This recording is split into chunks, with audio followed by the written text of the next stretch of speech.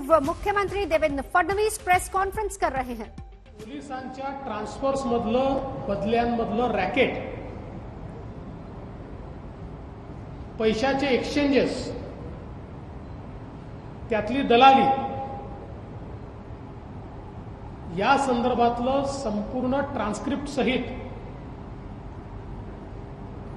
एक रिपोर्ट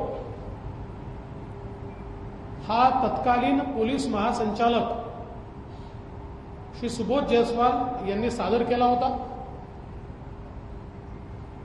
तेव्हाच्या commissioner इंटेलिजन्सच्या through जो महाराष्ट्र के डायरेक्टर जनरल थे, तो रिपोर्ट उन्होंने एक अहवाल दिया था सरकार के पास कि पुलिस के ट्रांसफर्स और पुलिस के प्रमोशंस में काफी पैसे की लेन देन हो रही है, और यह रिपोर्ट मुख्यमंत्री तक गया था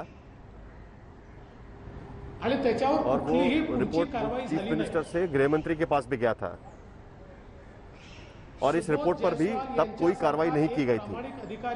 सुबोध जायसवाल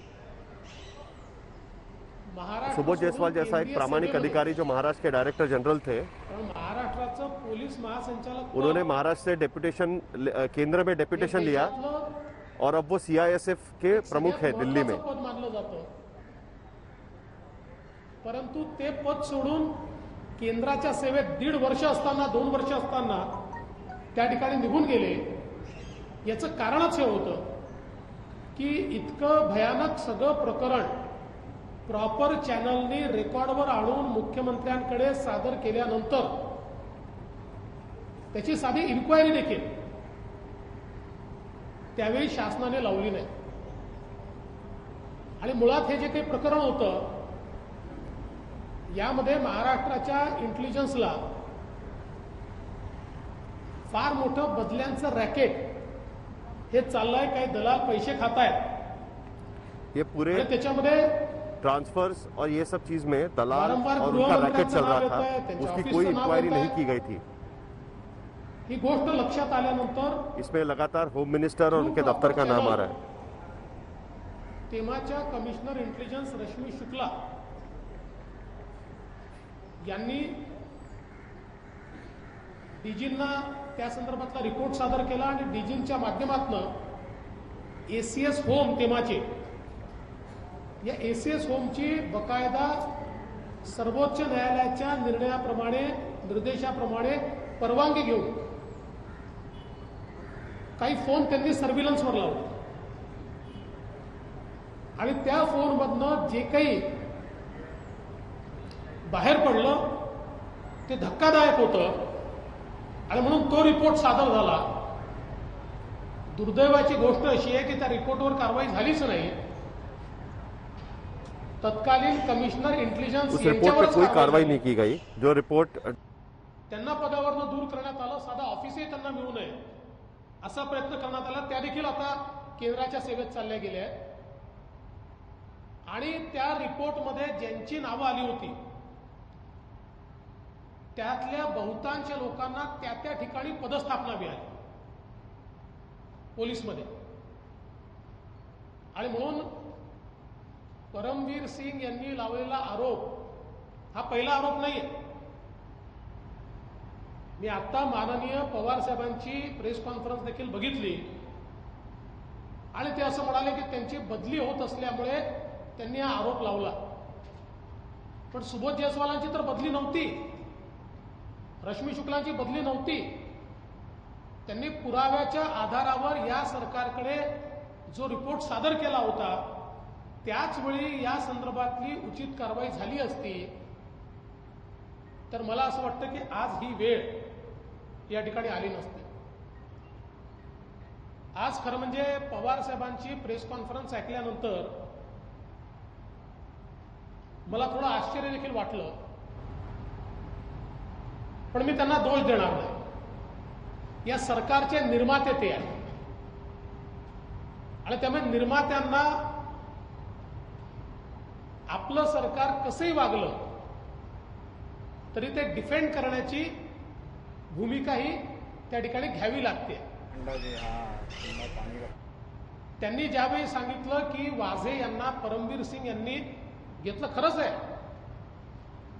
परमवीर सिंग यांची समिती कुछ भी हो जाए अपनी सरकार को डिफेंड करने की भूमिका ले रहे हैं। अनेक लोक होते, त्या समितीने निर्णय घेतला आणि वाजेंना रिइन्स्टेट केलं आणि त्यांना रिइन्स्टेट केल्यानंतर सगळ्यात महत्वाची जागा देण्यात आली। सरकार झोपलं होतं, सरकारला माहिती नव्हतं। वाजे को रीइंस्टेट किया वो परमवीर सिंह की कमेटी ने किया, लेकिन जब उनको अहम जिम्मेदारी उनको दी गई तब क्या सरकार सो रही थी? सरकार को नियम पता नहीं था? एक्झिक्युटिव्ह पोस्ट देता येत नाही हे सरकारला माहिती नाही आहे। आणि एवढंच नाही, किसी सस्पेंडेड व्यक्ति को अगर आपने वापस फोर्स में लिया तो उसको एग्जीक्यूटिव पोजीशन नहीं देनी चाहिए। ये सरकार को मालूम था, फिर भी उनको क्यों एग्जीक्यूटिव पोजीशन दी गई? सरकारच्या आशीर्वादाशिवाय झालं। माझं स्पष्ट मत असं आहे, होय ये सरकार के आशीर्वाद के बिना कैसे हो सकता है? हे खरंच आहे की परमवीर सिंग यांच्याच जो कमिटीने शरद पवार बोल रहे हैं वो आधा सच है। त्या ठिकाणी त्यांचं सस्पेन्शन कॅन्सल करून पदावर घेतलं, पण त्याचं पुढचं वाक्य ते विसरले की मुख्यमंत्र्यांच्या आणि गृहमंत्र्यांच्या आशीर्वादाने आणि निर्देशाने हे काम परमवीर सिंग यांनी केलं। आणि म्हणूनच एपीआय परमवीर सिंह की कमेटी ने जरूर वाजे को लिया है फोर्स में, लेकिन वो मुख्यमंत्री और गृह मंत्री के निर्देश के आधार पर ही लिया गया है। ये बात वो कहना भूल गए। आपण सगळ्यांनी बघितलं। दुसरं, माननीय पवार साहेब असं म्हणाले की आता या घटनेची चौकशी जुलिओ रिबेरो साहेबांनी करावी। रिबेरो साहेबांबद्दल सर्वांनाच आदर आहे, त्यांचं वय, त्यांचा अनुभव। पवार साहब ने ये भी कहा है कि जूलियो रिबेरो उनसे इसकी जांच करे। रिबेरो साहब के बारे में हमें पूरा आदर है कि या घटनेची म्हणजे फक्त परमवीर सिंगांची, लेकिन सवाल ये कि जांच किस बात की होगी? परमवीर सिंह की जांच होगी या इस पूरे घटना की जांच की जाएगी? पदावर असलेल्या गृहमंत्र्यांची चौकशी अनेक वर्षापूर्वी रिटायर झालेले डीजी, तो फिर मेरा सवाल है कि जो हे करू शकतात। गृह मंत्री पद पर है उनकी जांच कशा ये प्रकारे फॉर्मर डीजी कैसे कर सकते हैं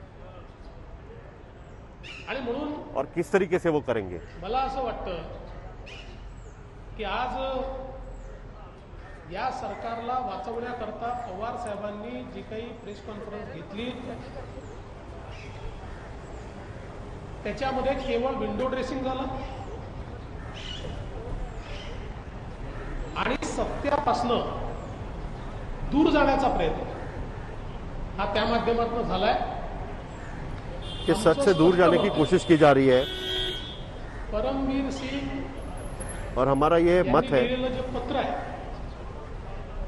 या पत्रामध्ये मी कि मुख्यमंत्र्यांना परमवीर सिंह ने जो खत लिखा है उपमुख्यमंत्र्यांना सांगितलं, त्यांनी पवार साहेबांनाही सांगितलं, असं क्लिअर म्हटलंय।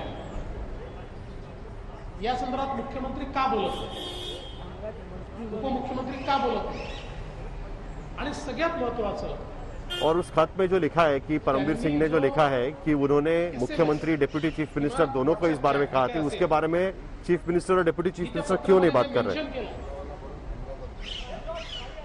तो एक प्रकारचा इररिफ्युटेबल एव्हिडन्स आहे आणि त्याच्यामुळे त्याच्याकडे दुर्लक्ष करून कसं चालेल?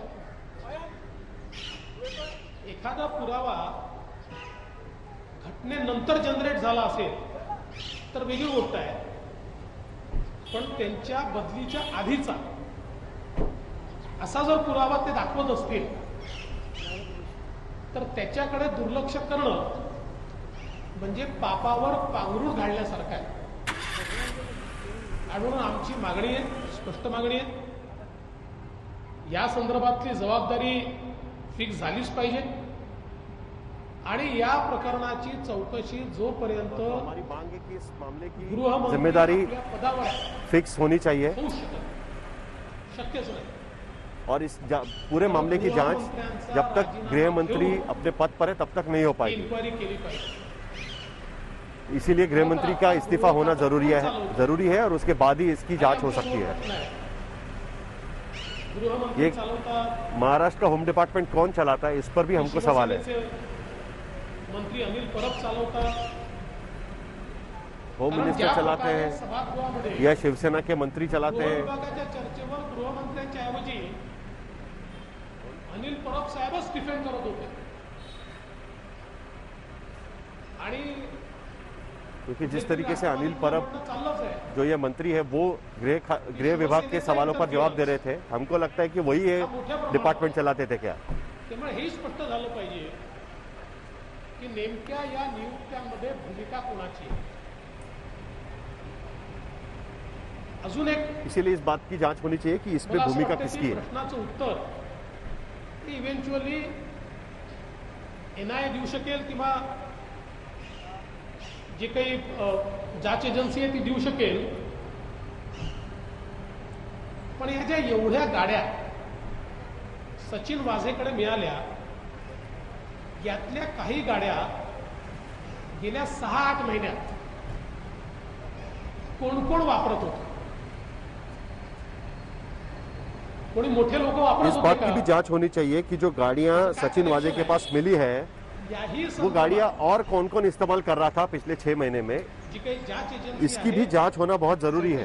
क्या कोई और बड़े लोग ये गाड़ियां इस्तेमाल कर रहे थे क्या, त्याही इसकी भी जांच संदर्भात होनी चाहिए। चौकशी केली पाहिजे असं आमचं मत आहे। भारतीय जनता पक्षाने आज आंदोलन सुरू केलं ऐसा हमें लगता है। आणि जोपर्यंत महाराष्ट्राची प्रतिमा मलिन करणारं हे जे कार्य बीजेपी ने आहे, इस पर आंदोलन शुरू किया है। यातनं गृहमंत्र्यांचा राजीनामा आणि या प्रकरणाचा छडा लागत नाही तोपर्यंत हे आंदोलन सुरू राहील। जब तक गृह मंत्री का इस्तीफा और इस पूरे मामले की जांच नहीं होती तब तक हमारा ये आंदोलन जारी रहेगा।